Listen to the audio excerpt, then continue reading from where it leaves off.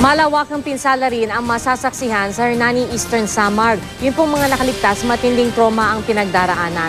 Nakatutok si Katrina Son. Dahil sa tindi ng pinsala ng bagyo, nagmistulan ng ghost town ang bayan ng Hernani. Ang bubungad sa iyo, mga sirang mga bahay. Ang mga sasakyan kung papapaano na ang posisyon at hindi na magagamit. Nagkalat sa daan ang iba't ibang mga kagamitan.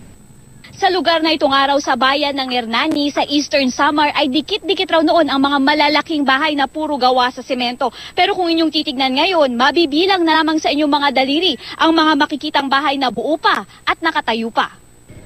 Si Mang Rodolfo Escalante, isa sa mga maswerteng nakaligtas. Mangiyak-iyak siya sa tuwing naaalala niya ang kanyang pinagdaanan. Mabilis daw ang mga pangyayari at bigla na lamang daw tinangay ang kanyang bahay. Sumisid ako sa ilalim pagkatapos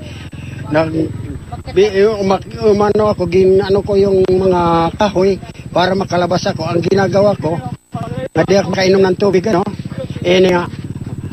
gumaganyan na lang tayo para makakuha na ako ng ilong para makahinga ako. Umakyat na ako sa nyug. Pag-akyat ko sa nyug, nagpaanod na ako doon ako sa bundok. Dito, ang mga balay hindi na nakikita agad. Pasalamat ko sa Diyos na naligtas ako. Karamihan daw sa mga kapitbahay niya hindi na nakaligtas sa bagsik ng bagyo.